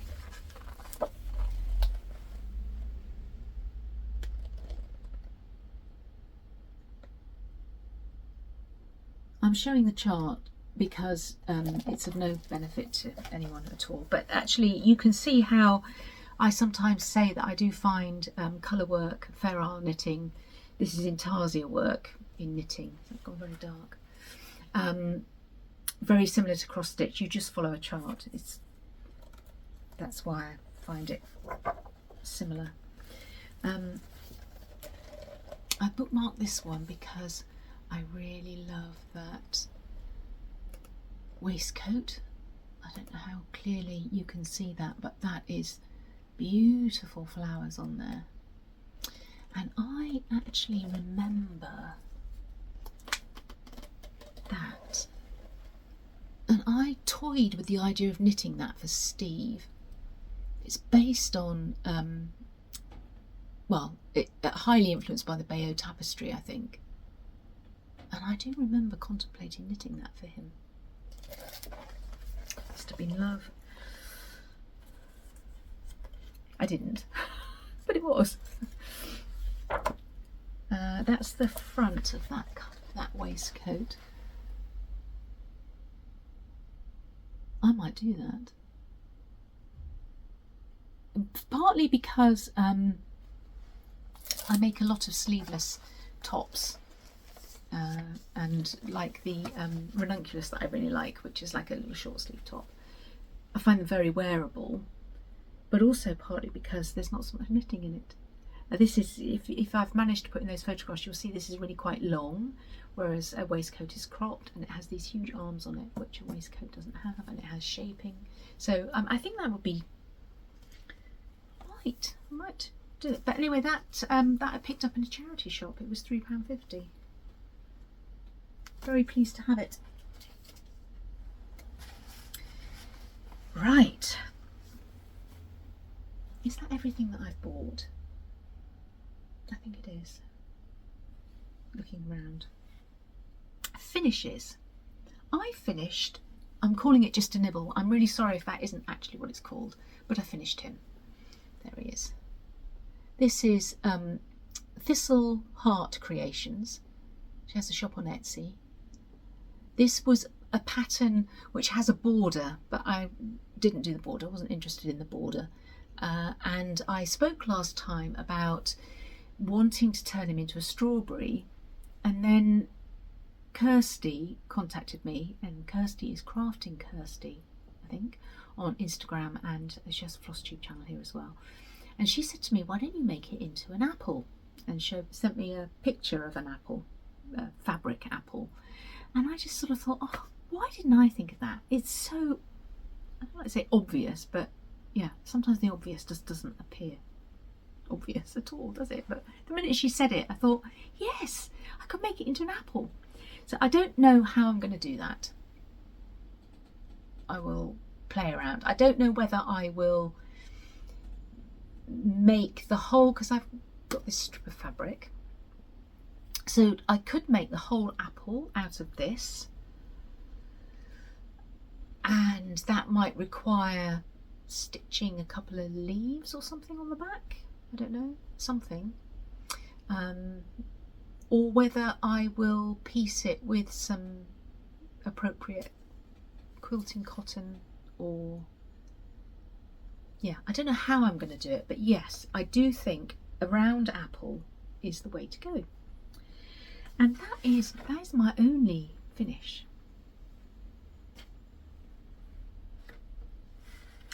But I have some past finishes. They're from the diorama, and I said last time I'd like to show you everything that's in that, because I want to change my introduction thingy for next year. I have a feeling this cardigan probably is folded up in there, because it is something I'm pretty proud of having knit.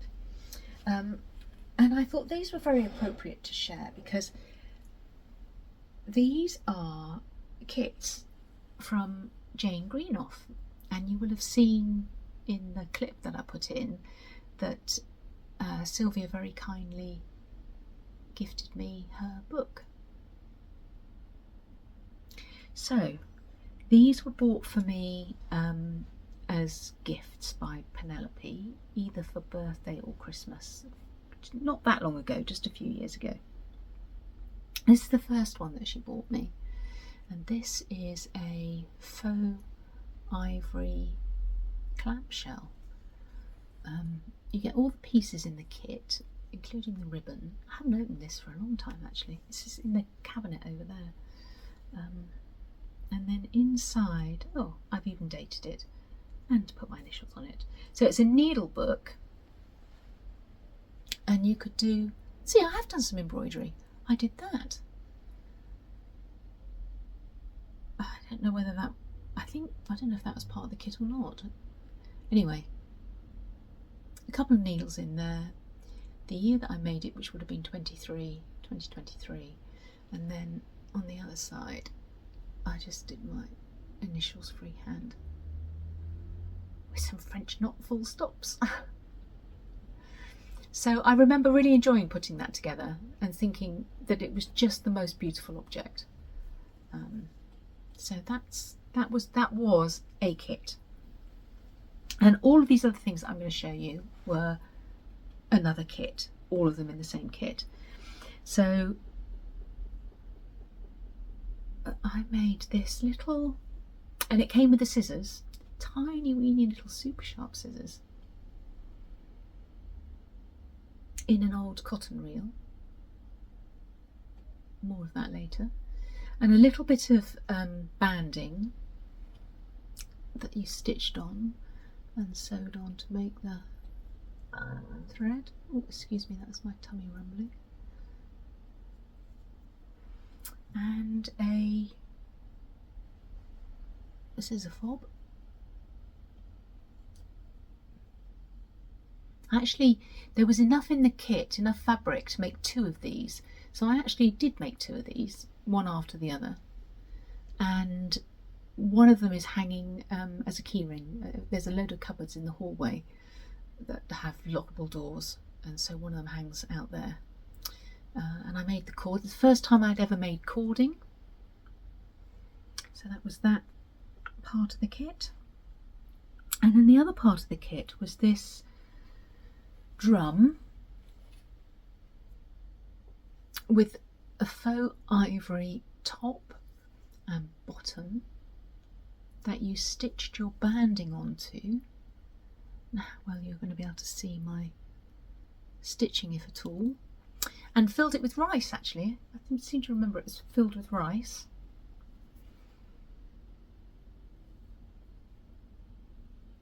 And again, a bit more of the cording that you made. And a little, that's upside down, isn't it? A little needle book.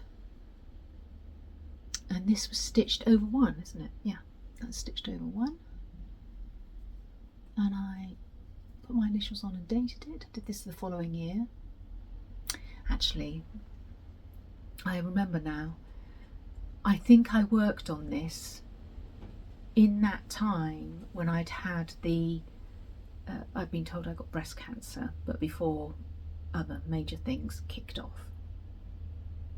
And stitching brings great solace, doesn't it? So I do remember, they're not bad memories, it's just that time.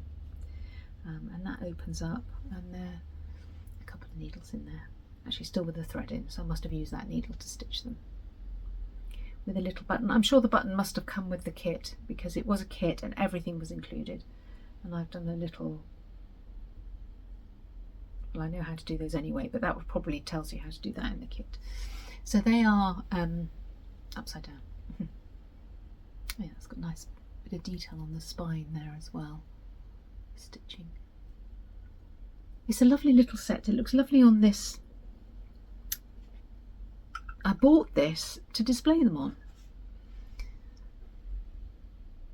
and also because it's Poole pottery, and I've spoken before about my connections with Poole and Dorset, and Poole pottery is yeah,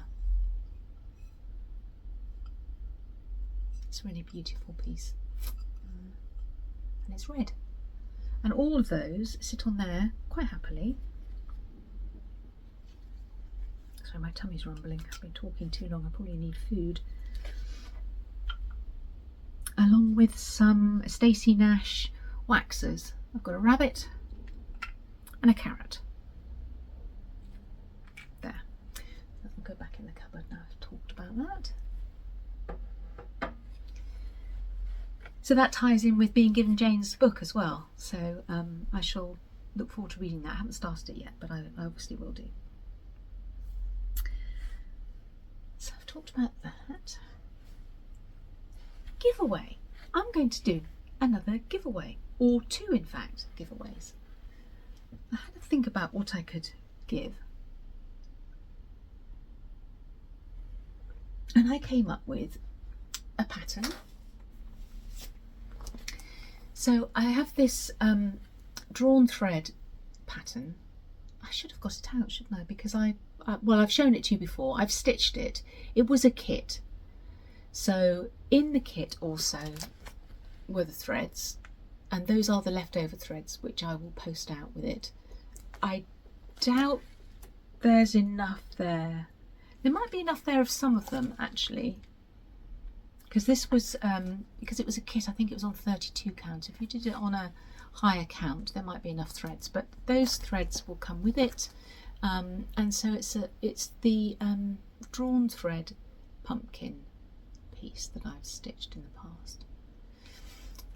If you would like to win this, please comment in the comments below and use the word pumpkin, and I will draw for this next time I do a Flosstube, which will be in a few weeks' time. You need to be over 18 so that I can ask you for your address and I can send it to you. I don't mind sending it abroad, so it's open to anybody to enter. And what else do you have to say about giveaways? Please like and be a subscriber, comment, use the word pumpkin, and I'll draw it next time if you'd like this chart. And the other thing that I thought I would give away, or the bits that I thought I would give away, I don't know if anybody, you might not even be interested in these bits, but anyway. I have a few haberdashery bits. So I put together a little bowl. Unfortunately the bowl's not included, but the bits are. I've got here one of the little cotton reels that I bought recently. I thought it would be nice to include a little tiny cotton reel. It's not got much thread left on this one. It's a peachy colour, but it's so sweet. It's still got its labels, which they don't always still have their labels. It's quite nice when they still have the labels. There's that. And then I thought I'd include a bigger one. This is a Silco one. And if you're interested, it's jasmine yellow. And I'm including that one because I actually have two jasmine yellow ones, because I just buy them when I see them. And when I was going through, I thought, well, I've already got that one. So I'll include that. And you saw in, well, I mean, I just think they're objects of beauty because I like all things textile. But, you know, you can, oops, you can do this with them. With a small enough pair of scissors. My black scissors probably fit in there. With those. And then there's 3 of these little beauties.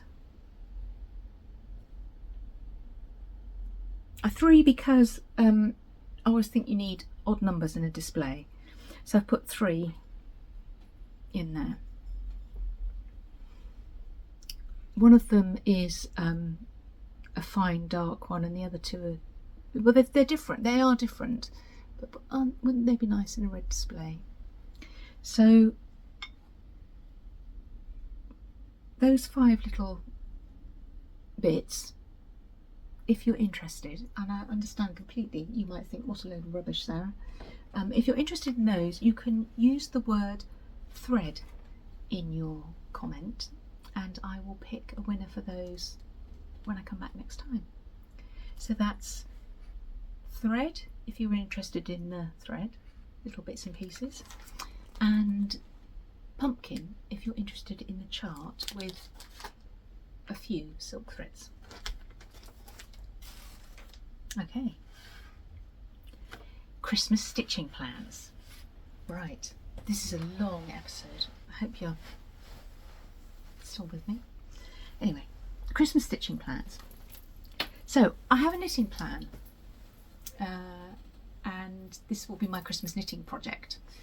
I really wanted to say to you I would include pom-poms to hang on your, if you buy one, if you're interested.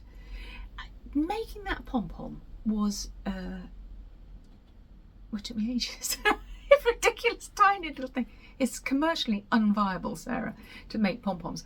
I used Shetland yarn because it fluffs up. It's wild and it fluffs up. But making it round, I don't think it is round actually. I think it's oval pom-pom. So pom-poms are not available, but you could always ask me to put a tassel in, and because I wanted to decorate my bag. And I put my acorn stitch markers, if you remember from one of my very first episodes, on here as well. And in here I have yarn for a shawl. I haven't got the pattern printed off. It's a Japanese designer and I can't remember what it's called, but it uses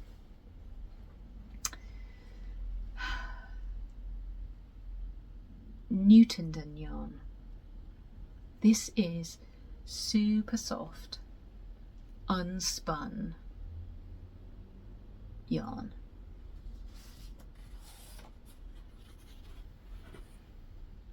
Can you see it looks just like fluff, which is exactly what it is.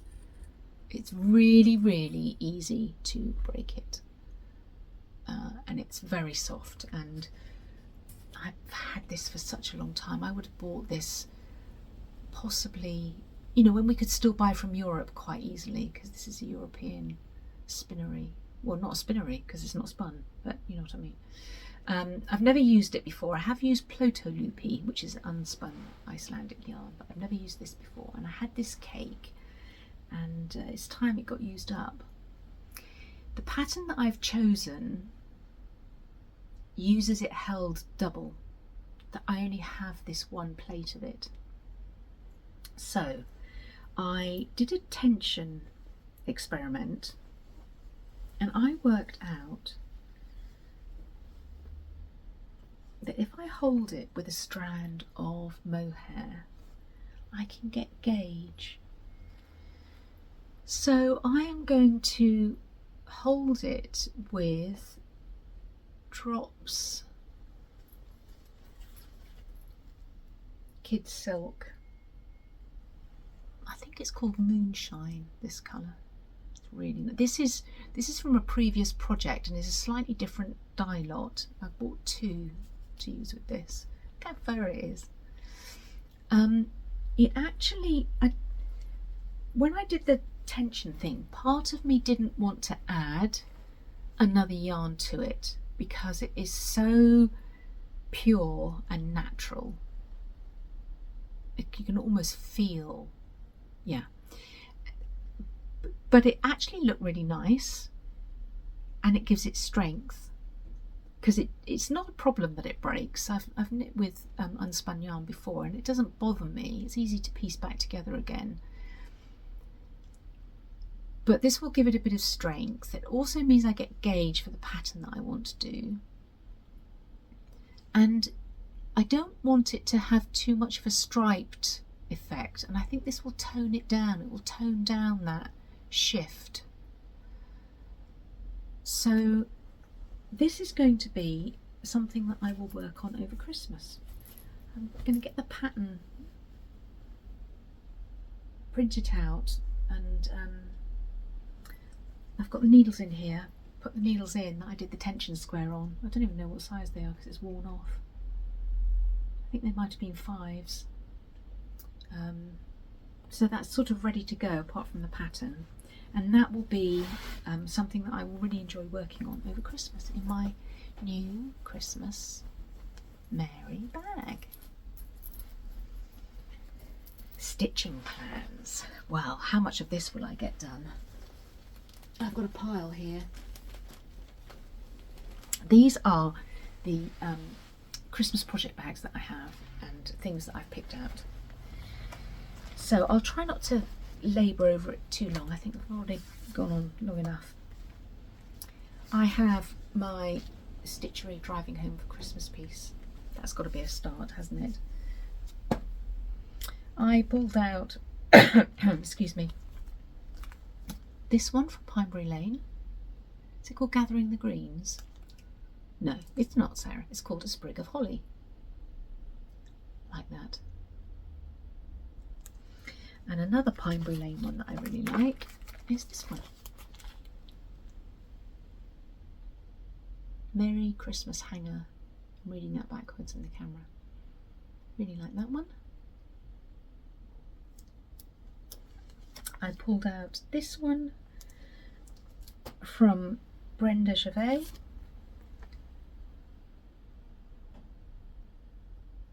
I really like that one.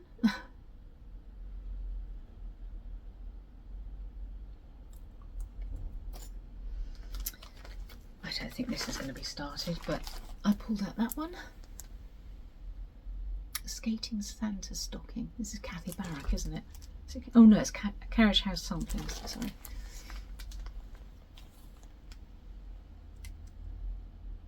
There's a lot of stitching in that, isn't there? I've got a piece of fabric in there for that as well. What have I got?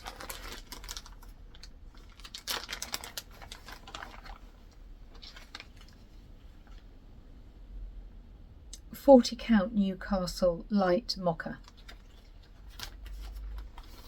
So, because it will use a big piece of fabric, won't it, because of how long it is. There. Right, on to the bags. So this I've shown, I won't show this again. This is the one I think I'm going to start. This is the Santa Squirrel by Erin Elizabeth that I want to do on the Picture This Plus swamp. I think this is the one that I might start actually first. Now this is a bag from quite a long time ago with robins on. Look, it's got a pattern in it.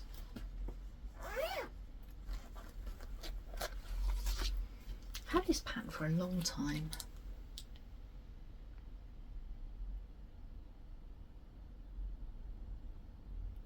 It is The Stars Are Brightly Shining by Heartstring Samplery. I don't know, I just love A Christmas Carol, and I do love that one, and I really like this chart. It's been in my... I bought it a long time ago when I first started buying charts again, and I feel like it probably should be a start. So that's there. This one here, which is in my Christmas Tiger bag,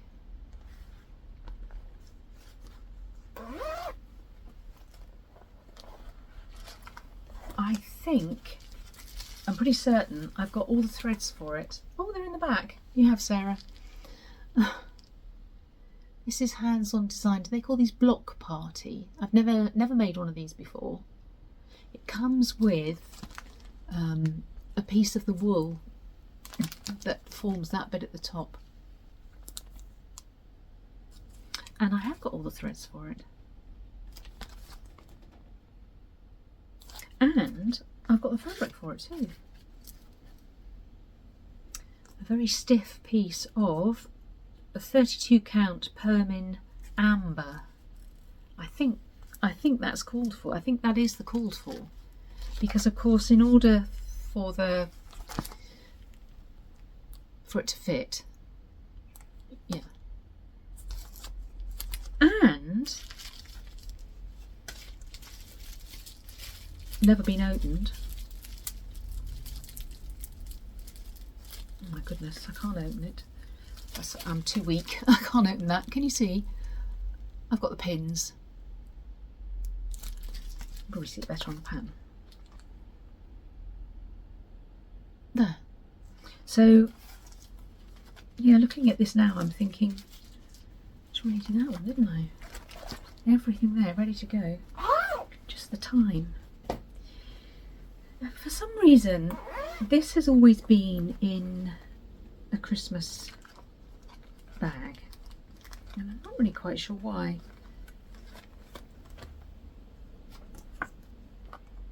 Well, I do know why, actually. That might become apparent when I get out my Christmas decorations and I show you something that I stitched. Because this was similar colours and I bought it at the same time. So although it's not a Christmas piece, it does it gives me Christmas vibes for some reason. So that's in here with the threads and the fabric for it. Actually, they're not even on a thread keep. Look, I've got the threads, the necessary threads for it. I have got the thread keep, just not got the pinks and greens. So yeah, I mean that shouldn't really be in the Christmas pile. I'm not quite sure how I got in there. Oh, and I've shown this a few times before, but this is my 12 Days of Christmas Prairie Schooler Santa bag. So I thought I take it on holiday with me actually, so very rarely stitch on this at Christmas. It usually gets stitched on whilst we're away. I can't remember what day that is. That's as far as I am with the latest one. Is it 6? How many geese are laying? 6 geese are laying? Must be a goose. So those are my stitchy plans for Christmas, and I was thinking that I might put everything else away and just focus on those bags that I've been showing you there and try and get a finish. I seem to start all the things and not have any finishes to show you. But so come December the 1st, I think that's what I'm going to do. I think I'm going to work on the Santa squirrel I like. I feel that Rudolph Block Party now is calling me a bit. And maybe cast on that shawl for December as well. And just have a month of just working on those projects that feel Christmassy. We'll see. Something always comes along to derail that, doesn't it? Right. I thought it's long, it might as well be very long, and I thought I'd give you a quick health update because I've been very open and talk a lot about things that I've had to put up with my health on this. You've been with me, if you've been following me on Instagram especially, you've been with me on the journey, and I thought I'd tell you where I'm at now. So, as far as the breast cancer is concerned, I am almost done and dusted. I have to have a injection once every 3 weeks. I had it this week, so in 3 weeks' time I'll go for another one. And you have to have that for a year. It's specifically targeted at the type of breast cancer that I had. And it started when the chemotherapy for the breast cancer started. So it will finish towards the end of March next year.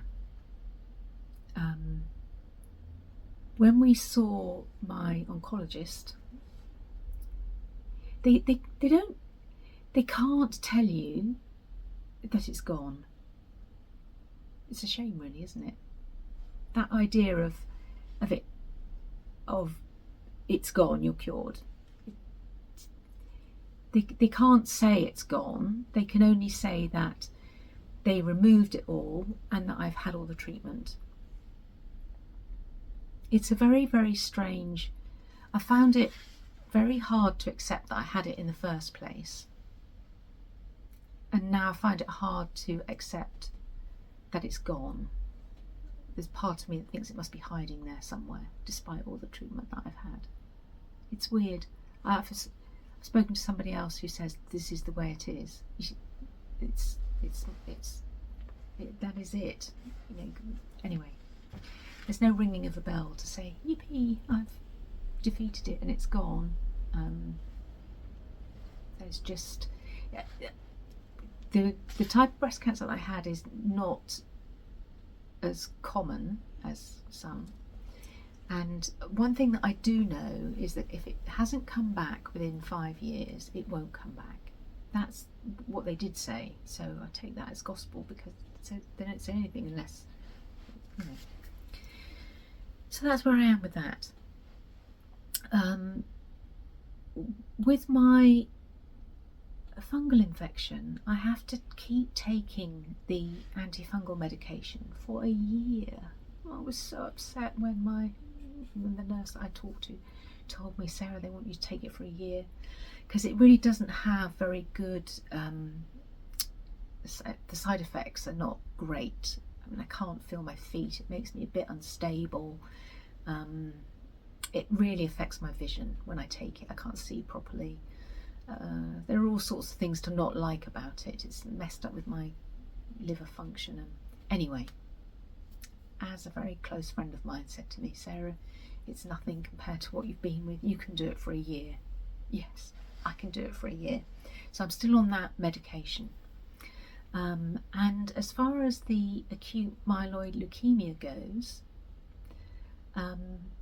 well, technically I don't have that either, but there's always the possibility it can come back.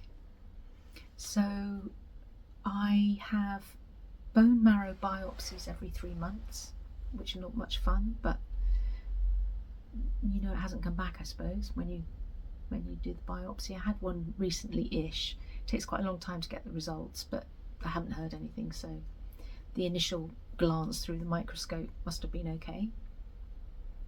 And I'm not really a candidate for a transplant, which was on the cards at one point, but because of the other and the fungal infection, it's not on the cards now. It's something that might happen in the future, but it's not on the cards. So I have a maintenance treatment of an oral chemotherapy that I take. I take 2 weeks every day, and then I have 2 weeks off, and then back on it 2 weeks every day and 2 weeks off, which is a permanent thing, I guess. We'll see. It's early days. But yeah, so that's where I am. So I feel like my life is getting back on track. I am technically cancer-free in both areas. I am stronger. I'm not that far away from chemotherapy. My last chemotherapy for the breast cancer was the end of August, beginning of September. Then I had the radiotherapy, and it does take a long time for your body to recover from chemotherapy. My taste buds are not what they were. I get tired more easily than I used to. I'm getting older as well, I suppose. But you know, slowly and surely I am getting there. And so yeah, I feel that I can sit here and say I have defeated both of my cancers, and I just expect it to stay that way. And I am slowly climbing out the other side of this. It would be easy to use the word nightmare, but it's just a period of my life that I didn't anticipate, I didn't see coming. But there you go, it has come, and I have ridden the storm, and I feel like I'm coming out the other side of it. I have to be careful about mixing with small children, so I'm not sure about if or when I can return to work, which is why the bag making is such an important thing for me now, because it's what I can do, keeps me busy and occupied and out of mischief, and I very much enjoy making the bags, and I've enjoyed this this whole Flosstube YouTube thing, the connections that I'm making with people, the friends I'm making. But funnily enough, it's making me more outgoing somehow, because I've stepped out there and I've done that Stacey Nash workshop at the Stitchery, and I've booked another one at Cowslips, and yeah, it's funny, isn't it, that sitting at home on our solitary hobbies watching people can actually encourage you to get out there a bit more. But it's done that for me, that and everything that I've been through, I suppose. Anyway, I thought it was time for a health update, just so that you know that I am technically cancer free and slowly getting there, and I accept that it is a slow process, but I will eventually be fully fighting fit again. Anyway, that's enough from me. Thank you so much for joining me, and I hopefully will see you again in 2 or 3 weeks, or whenever it is I get out my Christmas decorations and I want to show you so that I can put them out and decorate my home. Okay, bye everybody.